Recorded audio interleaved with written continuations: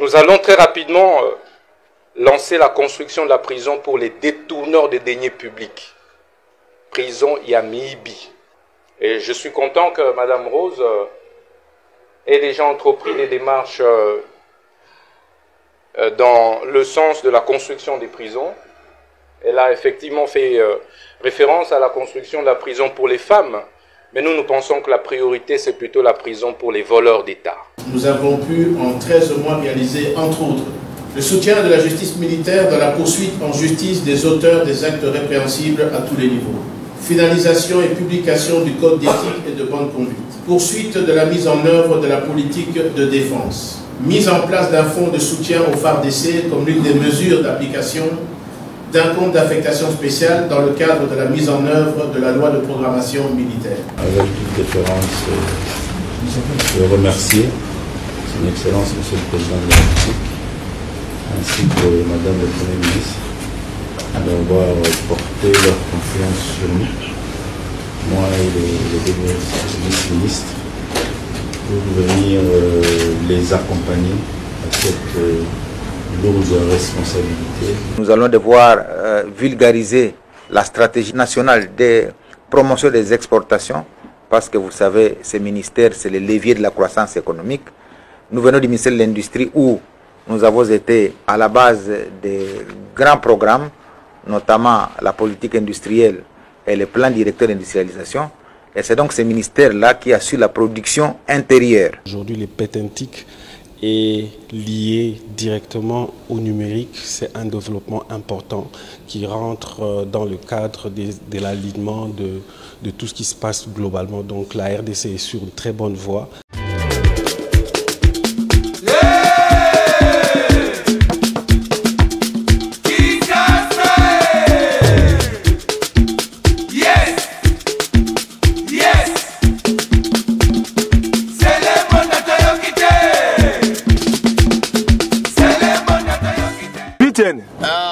Omeli boni ne sali oboye. Ah, na meli zododo. Omeli zododo putain. Na mela ngo. Omela ngo.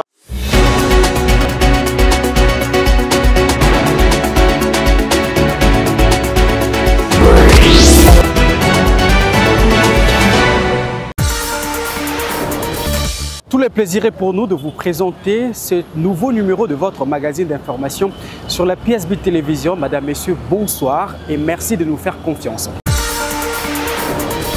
À la une de l'actualité de ce soir, le président de la République Félix-Antoine Tshisekedi Tshilombo a présidé ce vendredi 14 juin 2024 à la Cité de l'Union africaine le tout premier conseil de ministres après l'investiture du gouvernement Judith Suminwa. Et puis poursuite ce vendredi du procès sur la tentative de coup d'État, le tribunal militaire garnison de Kinshasa Ndolo a tenu ce vendredi 14 juin 2024 à la prison militaire de Ndolo à Kinshasa la deuxième audience du procès des assaillants qui ont tenté le coup d'État dans la nuit du 19 mai dernier. Bonsoir à tous et merci de nous rejoindre. Je l'ai dit dans les titres, le président de la République Félix-Antoine Tshisekedi Tshilombo a présidé ce vendredi 14 juin 2024 à la Cité de l'Union africaine le tout premier conseil de ministres après l'investiture du gouvernement Judith Suminwa Tuluka. Parmi les points inscrits à l'ordre du jour, la réunion était axée essentiellement sur la prise de contact entre le vice-premier ministre, ministre d'État, ministre délégué, ainsi que le vice-ministre. Pour rappel, c'était le 12 juin dernier que les députés nationaux ont approuvé le programme d'action du gouvernement Judith Suminwa, centré sur 6 engagements clés pour le second mandat du quinquennat de Félix Tshisekedi, à savoir la création et la protection du pouvoir d'achat des ménages, la sécurisation du territoire national et garantir la sécurité de personnes et de biens,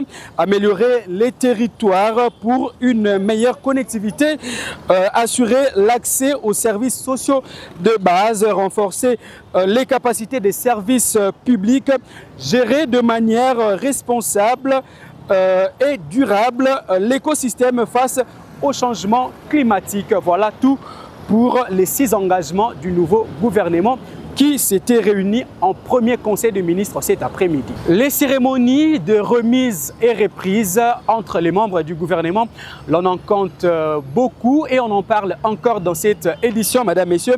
Sachez que le vice-premier ministre, ministre de la Défense nationale sortant, Jean-Pierre Bemba, a cédé son fauteuil à son successeur, Guy Mwadian Vita Kabongo.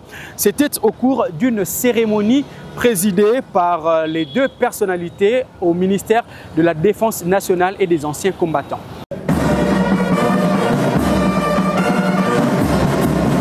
Le vice-premier ministre, ministre de la Défense nationale et des anciens combattants, Guy Kabombo Mwanza Vita, a officiellement pris ses nouvelles fonctions ce jeudi 13 juin 2024. C'était au cours d'une cérémonie de remise et reprise qui s'est déroulée à l'hôtel de la Défense dans la commune de Bandalungwa à Kinshasa avec son prédécesseur Jean-Pierre Bemba Gombo. Dans un bref discours d'adieu, Jean-Pierre Bemba Gombo a évoqué plusieurs réalisations à son actif durant ces 13 mois à la tête de la Défense et de nombreux défis qui restaient à relever, surtout en termes de montée en puissance des forces armées de la République démocratique du Congo dans le contexte de la guerre. Il a exhorté les hauts commandements militaires à prêter main forte à son successeur et à l'aider à mieux accomplir son mandat. Nous avons pu en 13 mois réaliser, entre autres, le soutien de la justice militaire dans la poursuite en justice des auteurs des actes répréhensibles à tous les niveaux. Finalisation et publication du code d'éthique et de bonne conduite. Poursuite de la mise en œuvre de la politique de défense. Mise en place d'un fonds de soutien au FARDC comme l'une des mesures d'application d'un compte d'affectation spéciale dans le cadre de la mise en œuvre de la loi de programmation militaire. Supervision de l'acte d'engagement de cessation des hostilités entre les groupes armés dans la province de l'Ituri. Mise en œuvre de la réserve armée de la défense. Au chef d'état-major général et à tous les membres du haut commandement, je retiens que la vaillance de nos militaires et les réalisations sus-évoquées ne pouvaient être possibles sans votre détermination, ce dont je vous suis également très reconnaissant. Je vous exhorte à faire de même avec son Excellence M. Guy Kabongo Mwadian Vita, à qui je souhaite plein succès dans l'accomplissement de ces lourdes tâches ô combien vitales et existentielles. Pour sa part, Guy Kabombo Mwanza Vita, nouveau vice-premier ministre et ministre de la Défense nationale et des anciens combattants, a avant toute chose rendu un vibrant hommage au président de la République Félix Antoine Tshisekedi Tshilombo pour la confiance placée à sa personne et pour sa nomination à la tête de la Défense nationale. Il a en outre félicité son prédécesseur pour le travail abattu jusque-là. Il s'est engagé dans la continuité des acquis de son prédécesseur et est déterminé à mobiliser les moyens conséquents pour permettre aux forces armées de la République démocratique du Congo de reconquérir tous les terrains occupés aujourd'hui par l'armée rwandaise sous le couvert des terroristes du M23. Aussi a-t-il appelé les militaires des forces armées de la République démocratique du Congo à privilégier l'intérêt général, le patriotisme et la discipline. La reconquête de l'espace occupé du fait de l'agression, l'éradication de troupes terroristes et forces négatives, le rétablissement de l'autorité de l'État, le retour de nos concitoyens dans leur milieu de vie exige de nous aujourd'hui l'abnégation, discipline et sens élevé de patriotisme. Conscient de la gravité de la situation sécuritaire, mon exhortation à tous est de se dépasser, de privilégier l'intérêt de la nation dans ses faits et gestes, ainsi que de donner une place de choix à la discipline que d'aucuns considèrent comme la mère des armées. Un autre vice-premier ministre qui a aussi pris ses fonctions hier jeudi, il s'agit de celui en charge de l'Intérieur, Jacquemain Chabani, qui succède ainsi à Peter Kazadi, le nouveau vice-premier ministre, ministre de la Défense nationale et patron du territorial, aura parmi ses défis la sécurisation de personnes et de leurs biens. On l'écoute dans ce reportage. C'est le premier acte qui marque le début du travail du nouveau vice-premier ministre, ministre de l'Intérieur Jacquemain Chabani, qui a officiellement pris ses fonctions ce jeudi à l'issue d'une cérémonie de remise et reprise avec son prédécesseur et frère Peter Kazadi. Le nouveau responsable de la territoriale a eu des mots justes pour remercier le chef de l'État pour la confiance lui accordée tout en mesurant l'immensité des charges qui seront les siennes. Avec toute déférence, je veux remercier Son Excellence Monsieur le Président de la République ainsi que Madame le Premier ministre d'avoir porté leur confiance sur nous, moi et les deux ministres, pour venir les accompagner à cette lourde responsabilité de Le nouveau VPM de l'Intérieur aura parmi les défis à relever mettre fin au phénomène Kuluna, lutter contre les embouteillages et redorer l'image ternie de la police nationale congolaise. De son côté, il troque son fauteuil de ministre de l'Industrie contre celui du ministre du Commerce extérieur. Lui, c'est Julien Paluku qui succède à Jean-Lucien Moussa après une brève cérémonie de remise et reprise qui s'est tenue hier. Suivez. Avec bilan élogié à la tête du ministère de l'Industrie, devenu aujourd'hui l'un des méga portefeuilles en République démocratique du Congo, Julien Paluku Kahongya, nommé ministre du Commerce extérieur, a pris officiellement ses fonctions ce jeudi à Kinshasa, et ce, à l'issue de la cérémonie de remise et reprise avec son prédécesseur Jean-Lucien Moussa Togba, sur qui il a jeté de fleurs, une cérémonie qui a connu la présence des responsables des établissements publics et services sous tutelle de ces ministères. Très reconnaissant envers le président de la République, Félix Tshisekedi, de la première ministre Judith Suminwa, pour la confiance placée en sa modeste personne, le ministre Julien Paluku Kahongya donne ici les grandes lignes des actions qu'il compte mener au ministère du Commerce extérieur. Nous allons devoir vulgariser la stratégie nationale de promotion des exportations, parce que vous savez, ce ministère, c'est le levier de la croissance économique.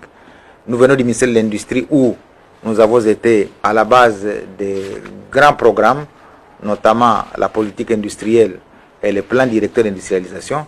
Et c'est donc ce ministère-là qui assure la production intérieure. Maintenant, là où le président de la République a décidé de nous mettre, c'est d'assurer la protection de l'industrie locale par le contrôle efficient des importations. Pour lutter contre les dumping, nous devons permettre que les produits congolais accèdent au marché international. Déjà, nous avons la Goa, nous avons le marché chinois. Juste peu avant, le ministre Julien Paluku Kahongya a procédé à la remise et reprise avec son successeur au ministère de l'Industrie, lui Kabamba Watum, et cela en présence des animateurs des établissements publics et services de ces ministères. À cette occasion, Julien Paluku Kahongya a félicité et souhaité fructueux mandat au ministre central de l'Industrie et du développement des petites et moyennes entreprises. L'ancien ministre de l'Industrie revient ici sur certaines de ses réalisations phares. Quelques zones qui sont déjà en chantier. La première zone, le pilote, c'est la zone de Maluku. La deuxième zone, ça s'appelle Kinmalebo. Le grand projet qui tient à cœur le président de la République, c'est celui de la chaîne de valeur des batteries électriques. Nous avons un autre projet, c'est celui de l'introduction de la farine panifiable du manioc dans la fabrication des produits de pâtisserie et de boulangerie. Avant de quitter le ministère de l'Industrie avec un sentiment de travail bien accompli pour l'intérêt de la République, le ministre Julien Paluku Kahongya a fait visiter son successeur, Louis Kabamba Watum, les bureaux du staff et dirigeant du cabinet, des conseillers et du personnel d'appointe. De son côté, il ambitionne la construction des maisons carcérale spécialement pour les détourneurs des deniers publics. Lui, c'est le nouveau ministre de la Justice et garde des Sceaux, Constant Mutamba, qui l'a fait savoir au cours de la cérémonie de remise et reprise avec son prédécesseur Rose Mutombo. On l'écoute. Nous allons très rapidement lancer la construction de la prison pour les détourneurs des deniers publics. Prison Yamibi. Et je suis content que Mme Rose ait déjà entrepris des démarches dans le sens de la construction des prisons. Elle a effectivement fait référence à la construction de la prison pour les femmes, mais nous pensons que la priorité, c'est plutôt la prison pour les voleurs d'État. Et cette prison sera visitée par nos enfants. Nous organiserons des visites guidées pour que chacun de nos enfants qui naît Et sache qu'il existe désormais une prison pour tout celui qui vole $1 de la République. Vous le savez peut-être déjà, le ministère du numérique n'existe plus. C'est désormais un service rattaché au ministère de PTN-TIC. Pour ce faire, Augustin Kibasa et le professeur Eberand Kolongele Cachemire ont tenu une cérémonie de remise et reprise. Plus de détails dans cet élément. Étant donné que le ministère du numérique est désormais rattaché au ministère des Postes, Télécommunications et Nouvelles Technologies de l'Information et de la Communication, le ministre reconduit du PTN-TIC, Augustin Kibasa Maliba, a effectué la cérémonie de remise et reprise avec le ministre sortant du numérique, professeur Dr Eberand Kolongele. C'est dans une ambiance de convivialité que ces deux membres du gouvernement Samalou Kondé ont échangé pendant plusieurs minutes avant de s'échanger des signataires. Conscient de ses responsabilités qui viennent de s'alourdir, le nouveau patron de PTN-TIC et du numérique a salué les réformes entreprises par son prédécesseur.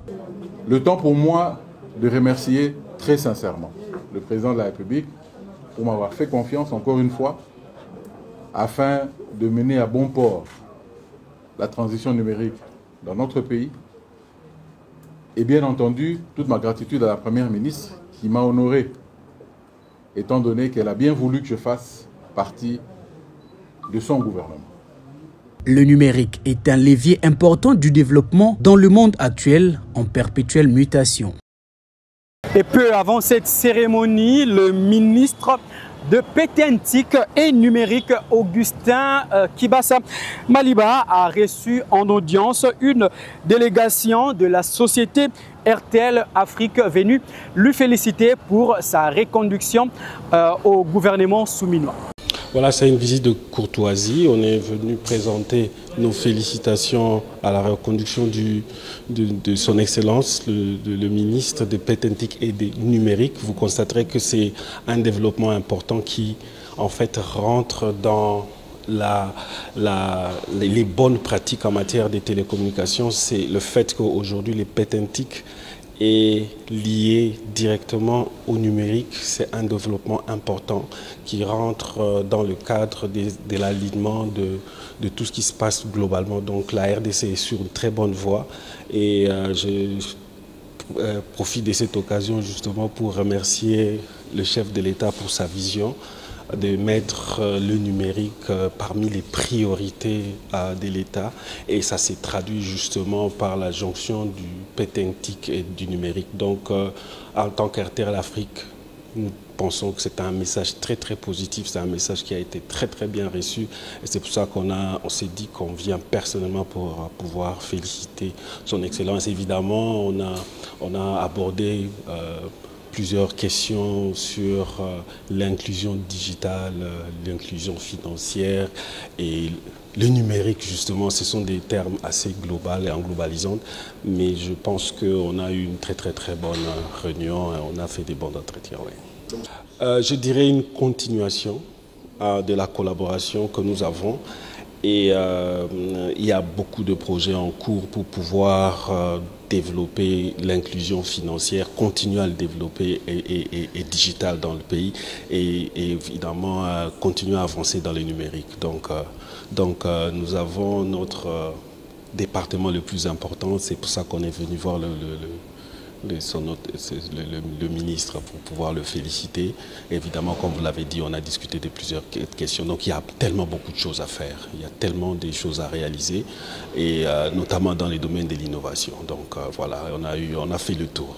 Parlons justice à présent, comme annoncé à l'entame de cette édition, mesdames, messieurs. En bref, le tribunal militaire de garnison de Kinshasa a tenu ce vendredi 14 juin 2024 à la prison militaire d'Endolo la deuxième audience du procès des assaillants qui ont tenté les coups d'État dans la nuit du 19 mai dernier. Après la première audience qui a eu lieu le vendredi 7 juin dernier, le tribunal militaire des garnisons de Kinshasa Gombe qui statue sur cette affaire a, lors de cette audience, vidé les questions liées à la forme, notamment celles sur la validité des procès-verbaux issus de l'instruction préjuridictionnelle avant d'attaquer la question des fonds de l'affaire.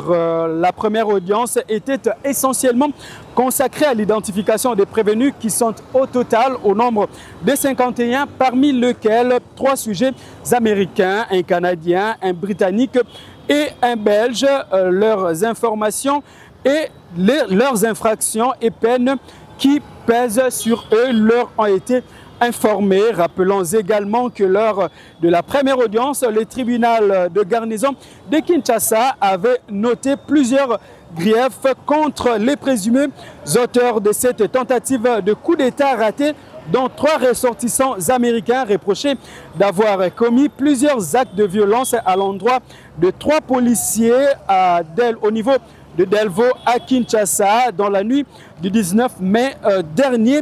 D'autres également sont accusés d'avoir attaqué la résidence de l'honorable Vital Kamerhe, assiégé les palais de la Nation, siège de la présidence de la République, pour tenter de renverser le régime Félix Tshisekedi en enlevant le drapeau tricolore et étoilé de la RDC pour le remplacer par celui du nouveau Zaïre. Nous y reviendrons avec force et détail lors de nos prochaines éditions. Au ministère de l'ESU, en bref et en images, pour avoir pris l'initiative de remettre officiellement au professeur Vital Kamerhe dans son cabinet de travail à l'Assemblée nationale sa toge de professeur, prérogative reconnue exclusivement au recteur de l'université de Kinshasa, où à ses délégués sont suspendus sur décision du professeur Jean-Marie Kayembe, recteur de cet alma mater, de toutes leurs fonctions à la faculté des sciences économiques et de gestion à l'université de Kinshasa. Les professeurs Mataba Balembu, Sindiki Kabuki, Ali Kiamasa, Mbachi Honoré, Nemoyato Belge-Paul et Bofoya Komba. Prenons le chapitre sécuritaire à présent. Dans une réunion sécuritaire de haute portée stratégique, le chef d'état-major général des forces armées de la République démocratique du Congo a tenu à rassurer la population congolaise de la détermination de FARDC à relever les défis de l'occupation rwandaise sur les sols congolais. C'est ce qu'a indiqué le commandant des forces terrestres de FARDC. C'était hier 13 juin 2024 à Goma. Nous sommes dans la province du Nord Kivu. Reportage. Grande réunion de travail au Nord Kivu, le chef d'état-major général de FARDC, le général d'armée Chiwewe Sungisha Christian, a réuni à Goma ce 13 juin 2024 des officiers généraux et hauts officiers en charge des opérations pour évaluer la situation opérationnelle et bien évidemment faire face aux différents défis, explique le lieutenant général Falsi Kabwe, commandant forces terrestres FARDC et commandant des opérations militaires Nord et Sud Kivu. Il s'agissait d'évaluer la situation opérationnelle et d'émettre certaines options qui pourront résoudre certains problèmes que nous connaissons sur terrain. La partie de l'Est de la République démocratique du Congo est déstabilisée depuis bientôt 3 décennies par un certain ennemi, pour ne pas le citer, notre voisin le Rwanda. La population a assez souffert. Aujourd'hui, nous avons près de 12 millions de cas de décès suite aux affres causées par notre voisin le Rwanda. Nous avons 3 millions de déplacés internes, la population qui a dû quitter leur foyer d'origine pour se retrouver dans des taudis, dans des situations invivables. Tout cela par les affres de la guerre causée injustement. Le chef des opérations a lancé par ailleurs un message à la population meurtrie par la guerre du M23 et des ADF. Nous disons à la population, nous n'avons pas 2 nations, nous avons une seule nation congolaise. Nous n'avons pas 2 républiques, nous n'avons que la République démocratique du Congo. Nous avons le slogan qui émane déjà de la population, qui dit Bendele Ekoyate. Pour que Bendele Ekoyate, il faut que la population soutienne son armée. La population devrait marcher avec son armée. Et nous, en tant que l'armée, nous allons fournir des efforts pour répondre aux attentes de cette population. La population attend beaucoup de notre armée, Nous en sommes conscients, nous en avons parlé dans cette réunion sous l'égide du chef d'état-major général des forces armées de la République démocratique du Congo. Et il y a certaines capacités qu'il va mettre à notre disposition pour répondre réellement aux attentes de la population. Cette réunion sécuritaire de haute portée stratégique place l'hélice pour bien des décisions importantes. Restons toujours dans cette province sous état de siège, se soumettant au principe de la redevabilité. Le gouverneur militaire de la province du Nord Kivu, le général Peter Chirimwami, a rendu public la loi portant la reddition des comptes pour l'exercice 2022-2023. Reportage. Le gouverneur militaire du Nord Kivu, le général-major Peter Chirimwami Nkuba, vient de valider et promulguer l'édit portant reddition de comptes pour l'exercice 2023 ce 14 juin 2024, après un travail de la commission relative. 69% des réalisations à féliciter pour cet équilibre en dépenses et recettes sans endettement de la province, explique Maître David Kamoua, conseiller principal du gouverneur militaire en charge des finances. Aujourd'hui, c'est un grand jour pour le gouvernement provincial de Nord Kivu. Et ici, je suis heureux de vous annoncer que le gouvernement provincial pour l'exercice 2023 n'a contracté aucune dette. Donc, nous sommes un gouvernement modèle. Nous avons été un taux de réalisation de 69%. Et c'est donc, bien que ça s'appelle contre-performance conformément à la loi, mais par rapport au contexte de sécurité, nous pensons que le gouvernement provincial, sous le leadership du général-major Peter Chirimwami, a fourni des efforts énormes. L'étape à venir est la défense de ce travail à la Cour de compte. Maître David remercie les contribuables au nom de son Excellence, le général-major Peter Chirimwami Nkuba, gouverneur du Nord Kivu. Je l'ai dit, la reddition des comptes consiste donc au devoir de redevabilité. C'est-à-dire dire à la population, vous qui payez les impôts, vous nous avez donné autant de recettes et voici comment les recettes nous les avons affectées aux travaux de développement, mais également au fonctionnement des institutions provinciales. Nous avons effectivement l'obligation de remercier la population qui nous a permis de collecter les impôts et les taxes malgré les moments difficiles. Production, gestion. Cette politique adoptée en ces contextes particuliers d'état de siège ou des guerres d'occupation dans l'est de la RDC permet tout de même le développement couplé à la sécurité au Nord Kivu. Parlons sport à présent, c'est demain déjà le samedi 15 juin 2024 que se jouera la finale de la Coupe du Congo édition 2024 entre l'AS Vita Club et le FC Céleste. Et pour ce faire, le président de Vita Club, Amadou Djabi, a appelé tous les supporters de ce club à venir nombreux soutenir leur équipe. Nous l'avons joint à travers ce duplex. Bana Vita, Bana Veya, Bana Mokili Mobimba. Ngai président Nabino Amadou Djabi. Na sepeli makasi d'abord na oyo bozo sala pona équipe na biso. Bola kisaka e bola kisaka topola te bozalaka toujours wana. Souci na bino na yebi yango. Mais na ko senga bino nyonso tout partout boza. En tout cas oya koyoka ezamba la liboso ngana passer message. Na sengi bino tokomi na finale. Tozu yango na noté mais boya bino tout elongo na ngai na sima équipe na biso to soutenir équipe na biso depuis 2002-2003 vite ezwaka coupe après 20 ans faut tozwa coupe du Congo tokota lisusu na histoire pour to relancer ba projet na biso kitoko bo sepela et que équipe mususu yaka ko polisa biso na kati ya kinité na sengi bino tout bana chango bana kaloka bana lingwala bana matonge partout au bozali boya samedi to tonza nzungu wana etonda to lakisa ke vitande donc soki lelo kin balobaka kin ça bana vita boya ebele to sangana to komisa équipe na biso. C'en est fini pour ce soir, place à présent au rappel de titres. Le président de la République, Félix Antoine Tshisekedi Tshilombo, a présidé ce vendredi à la Cité de l'Union africaine le tout premier conseil de ministres après l'investiture de l'équipe Judith Assouminwa Toulouka. Vous l'avez suivi dans cette édition, mesdames et messieurs, le tribunal militaire de garnison de Kinshasa, Gombe, a tenu ce vendredi à la prison militaire de Ndolo la deuxième audience du procès des assaillants qui ont tenté les coups d'État dans la nuit du 19 mai dernier. Madame, Messieurs, votre fidélité nous honore. Merci à vous tous d'avoir suivi cette édition. Nous vous donnons rendez-vous très prochainement avec le même plaisir et de plus amples informations.